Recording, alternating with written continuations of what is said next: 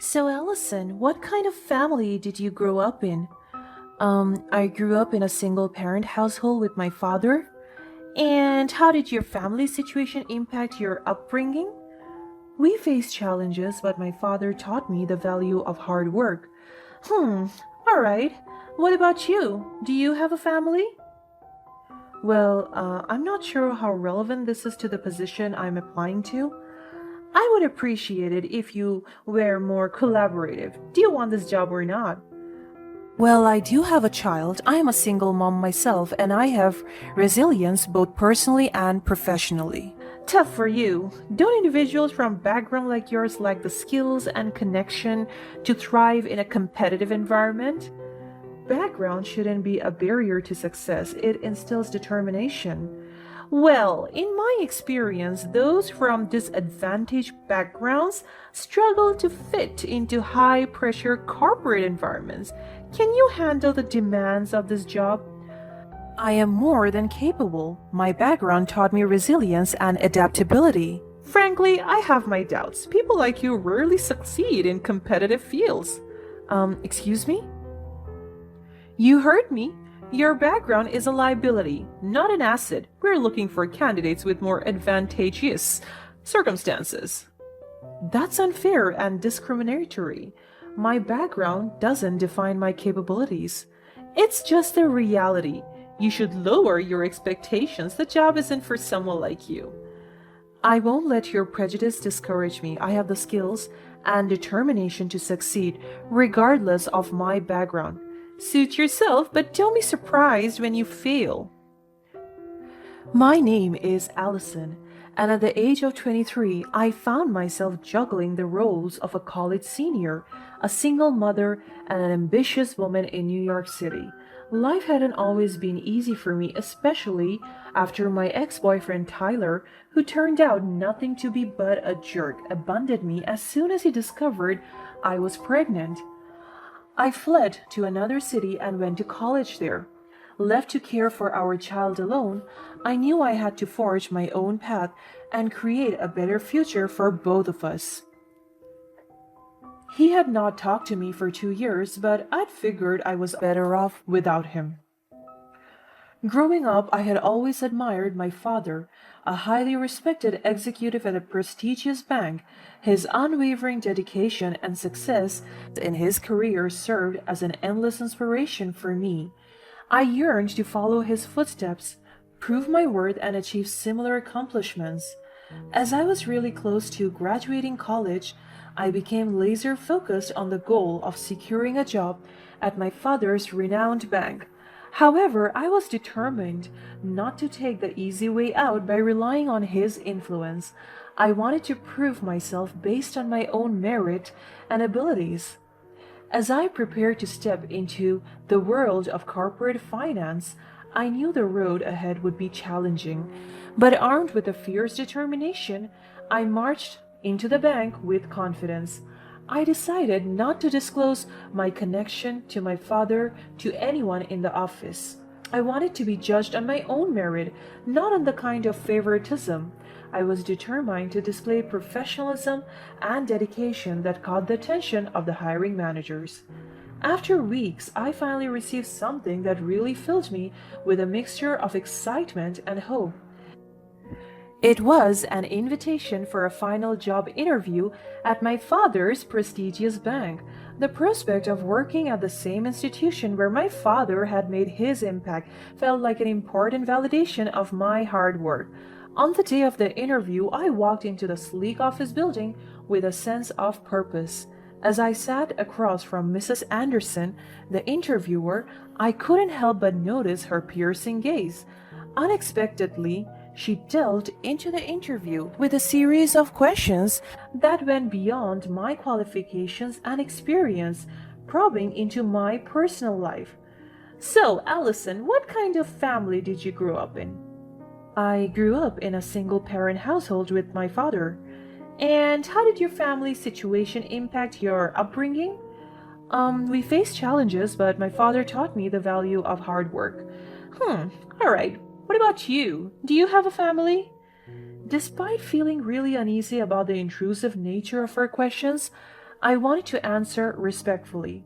However, the turning point came when Mrs. Anderson didn't seem to notice my uneasiness and continued to direct the conversation in a way that bothered me deeply. Well, I'm not sure how relevant this is to the position I'm applying to. I'd appreciate it if you were more collaborative. Do you want this job or not? Well, I do have a child. I'm a single mom myself, and I have resilience both personally and professionally. Tough for you. Don't individuals from backgrounds like yours lack the skills and connections to thrive in a competitive environment? Background shouldn't be a barrier to success. It instills determination. Well, in my experience, those from disadvantaged backgrounds struggle to fit into high pressure corporate environments. Can you handle the demands of this job? I am more than capable. My background taught me resilience and adaptability. Frankly, I have my doubts. People like you rarely succeed in competitive fields. Excuse me? You heard me. Your background is a liability, not an asset. We're looking for candidates with more advantageous circumstances. That's unfair and discriminatory. My background doesn't define my capabilities. It's the reality. You should lower your expectations. This job isn't for someone like you. I won't let your prejudice discourage me. I have the skills and determination to succeed regardless of my background. Suit yourself, but don't be surprised when you fail. Her words hit me like a punch to the gut. I fought to maintain my composure, not letting her see the depth of hurt and humiliation I felt. I understood that remaining professional and respectful was crucial at this point, even though her comment cut me deeply. I held my head high and kept my cool. It was then that a thought occurred to me. It was clear that Mrs. Anderson was not the designated interviewer for my final job assessment. The woman I talked to by email was really nice, and I'm sure Mrs. Anderson might just be a substitute for the day. Refusing to let her prejudice defeat me, I decided to take a bold risk. I requested to speak with Mrs. Anderson's boss. The unexpectedness of my request caught Mrs. Anderson off guard. At that moment, it became evident that I was not as naive and compliant as she had assumed. The tables had turned and the power dynamic shifted. She was forced to get up and call in somebody else. I was quite confused but more relieved than anything. At least now I would have a real chance. As I sat down with the more experienced HR specialist, I was no longer the timid interviewee I was before. I had found my voice and chose to assert myself. Calmly but firmly, I introduced myself again and convinced her to hire me. The HR specialist listened attentively, her demeanor reflecting both understanding and impression. I laid out my aspirations, my qualifications, and my desire to contribute to the bank's success. I went quite well, and I couldn't help but feel Mrs. Anderson would not let me into this company, judging from her toxic behaviors. As I left the interview room, doubts began to creep into my mind. Mrs. Anderson's remark lingered, planting seeds of uncertainty within me. I questioned whether I could truly achieve my dreams of success in an environment that harbored such terrible views. Was this the right place for me to build a career and create a better life for my child? How did my dad even succeed here? Is my future really that gloomy? I found myself filled with conflicting emotions, disappointment, anger, and a sense of betrayal. But deep down, there was still a sense of resilience. I took a moment to gather myself. I had come so far, defying expectations and proving my worth at every step. While Mrs. Anderson's comment had wounded me, it would not define me or my future. I refused to let her narrow-mindedness drag me down. A week later, my persistence and determination were rewarded when I received an email from the bank. I had been offered a job with great compensation. The joy that flooded my heart was immeasurable. I couldn't contain my excitement and took to social media to share the incredible milestone. Posting on both Facebook and Instagram, I celebrated the new chapter in my life with so much excitement. The support and encouragement from friends and family were so meaningful to me. The joy I felt was not just for myself, but for all those who had stood by me throughout my journey. With gratitude in my heart and a renewed sense of purpose, I stepped into this new chapter of my life. The journey was far from over, but I was ready to embrace the challenges and embrace the opportunities that awaited me at the prestigious bank. Just as life seemed to go so well, a message from Tyler disrupted everything. It had been years since we had any contact, and I certainly did not expect him to resurface now, crawling back into my life just like that. Hey Allison, it's been a while. I hope you're doing well. I've been thinking a lot lately and I miss you. I want to be a part of our child's life. Can we talk and figure things out? The audacity of his words left me taken aback. How could he expect me to trust him after he had abandoned us when we needed him the most? The wounds he left behind ran deep, and I had built a life for myself and my child without him. Tyler, it's surprising to hear from you after all this time. Our child and I have been building a life without you. I can't simply welcome you back without proof of genuine change and commitment. I hope you understand. But instead of accepting my decision, Tyler's tone shifted and he lashed out, questioning my motives. Why won't you give me a chance? Is it because you have a good job now? Do you think you're too good for me? Don't forget, we have a history together. I promise I've changed. Please, reconsider. Tyler, it's not about my job or any sense of superiority. It's about the trust you shattered when you left us behind. You can't expect me to forget the past so easily. I need more than words. For now, it's best if you respect my decision and give us the space we need. Fine, if that's how you feel. But I promise I'll come to find you again. Our child deserves to have both parents in their lives. I won't give up on us. Tyler, please respect our boundaries and give us the space we need. The well-being of our child is my priority. Take care. His offensive remark pierced through me, reopening old wounds. I stood my ground, refusing to let his attempts at manipulation undermine the process I had made.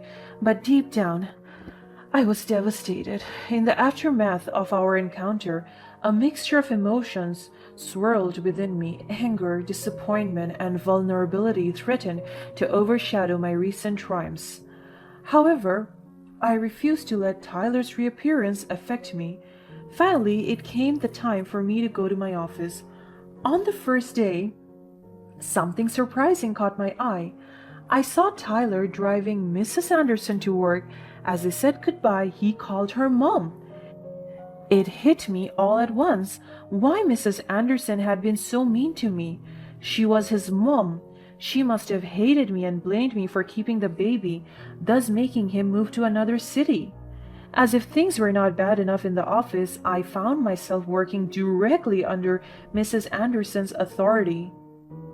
She continued to treat me with incredible meanness, but I was prepared for it. I made sure to gather evidence of Mrs. Anderson's inappropriate behaviors. I documented instances where she made discriminatory remarks and took unfair actions. Every day in the office was a challenge, dealing with Mrs. Anderson's attitude, but I stayed focused. I knew that gathering evidence was crucial to expose the truth and seek justice.